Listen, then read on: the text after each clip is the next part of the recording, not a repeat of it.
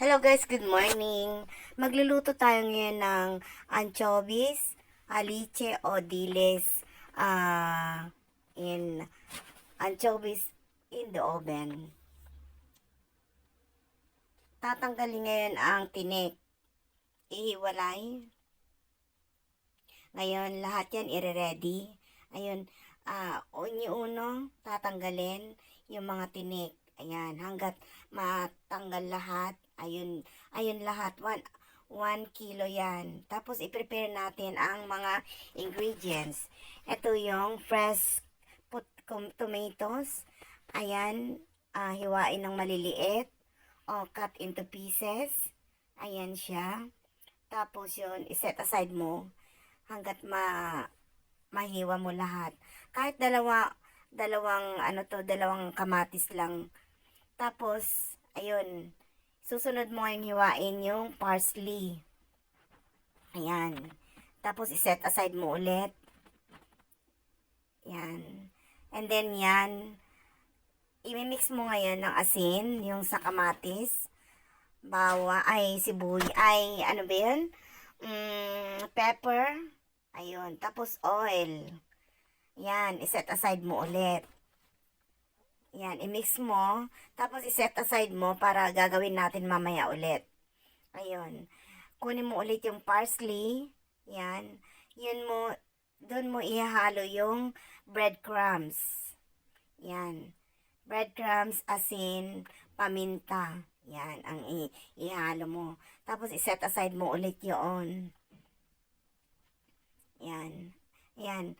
Kahit konti, damihan mo ng konti yung yung breadcrumbs kasi yun ang ipapaimbabaw mamaya. Yan, yun ang asin. Tapos, iset aside mo. Yan. Then, kunin mo yung paglalagyan mo na ng aliche o anchovies.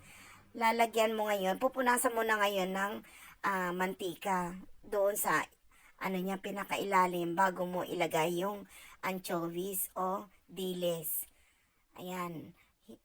Hilera, gagawin mong hilera yon. Hanggat mapuno mo yung lalagyan, yung tray. Ayan, kagaya ng ginagawa ko. Every now and then, nagluluto ako ng ganito pag may oras dito sa bahay. Ganyan. Yan. Hanggat maubos lahat. Yan ay 1 kilo po yan ha. 1 kilo po yan. Pwedeng ulamin ng 4 o 5 tao. Yan. 5 o 6, pwede rin. Pwede rin. Yan. Ngayon, i-prepare na yung Tapos yung ngayon, i-distribute mo ngayon yung ginawa mong mix ng parsley at saka breadcrumbs sa ibabaw niya. Ayun. Tignan yung ginagawa ko talaga.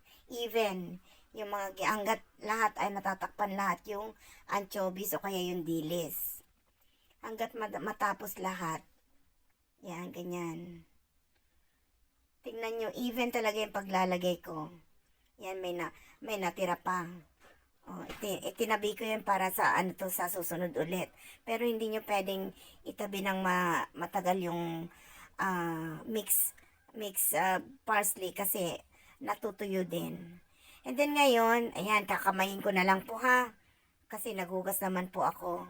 So ngayon, i-distribute mo sa ibabaw ulit yung inihalo mo din na kamatis at saka yung mantika o olive oil, ganon. Yan, even ulit ang paglalagay mo ng kamatis para sa paglalagay mo sa Pero nakaset na po yung yung oven ng 180 degrees. Para paglagay mo ay mga 10 minutes na luto, ayun ay pronto na. Ayan, inilagay ko pa ulit yung sabaw ng kamatis. Ayan, ready na ilalagay mo dun sa oven. Yan siya, oh. 'Di ba ang ganda? Ang sarap na Ang sarap na makita. Paligid ay pulang-pula. Ayan po, inilagay na po sa oven. Yan, cook for 10 minutes. 180 ha. Sa 180 degrees.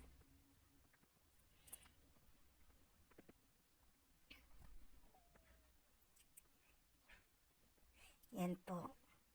Antayin nyo po hanggang ano to,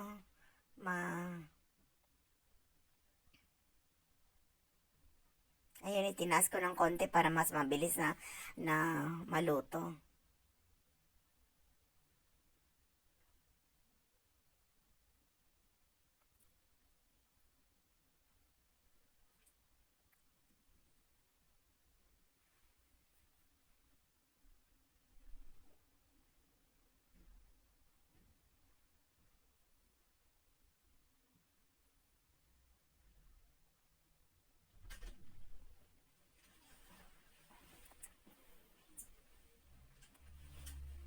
Eto ngayon, wala.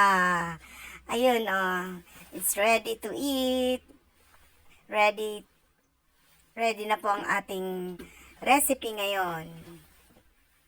Bon appetit! Thanks for watching. Bye!